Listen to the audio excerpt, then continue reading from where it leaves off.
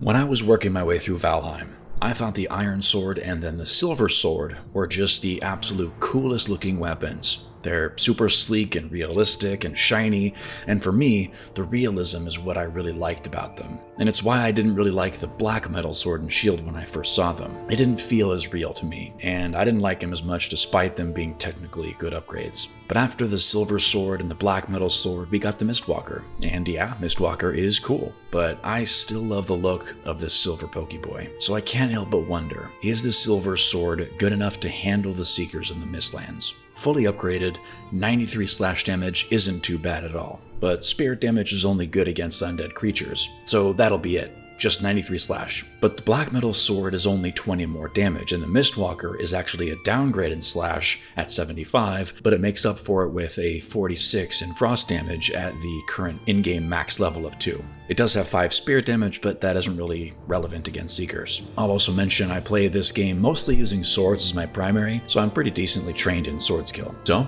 let's take this sword out into the Mistlands and answer the burning question that I'm probably the only one asking: can this sword handle the Mistlands? Let's do this. It took me a while to actually find anything, but I eventually stumbled upon a bunch of ticks, and this thing slashes quite nicely. It's got a wide arc, and despite a few setbacks with my overall skill in, the whole game, they were dispatched pretty easily. Dropping down on this one from above, I took advantage of the bonus. It's always extra fun when they don't see you. But hey, look, another one.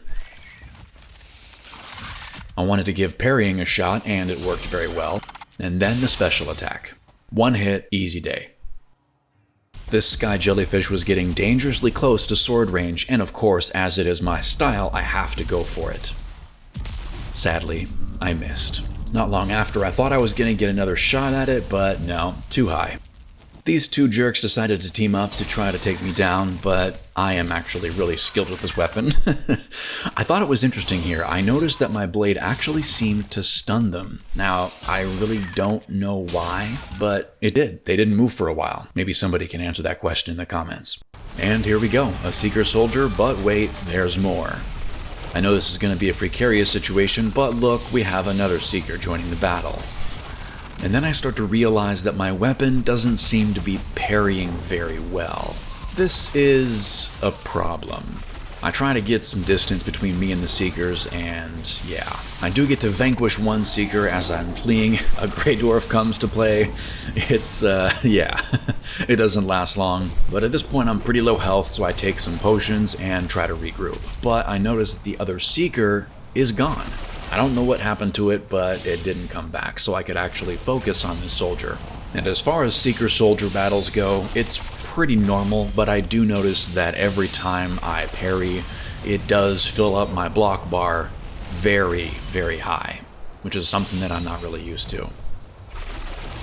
As you can see, I'm trying the whole reach around thing, and I do get some yellow damage.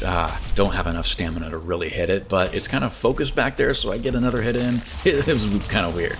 But yeah, when I do some regular damage, it actually is doing pretty well. Obviously, my higher sword skill does really help with that, so it's really difficult to compare, but it is sufficient. I skipped ahead a little bit because soldier battles are always long, but here we go. I'm gonna just go ahead and kill it.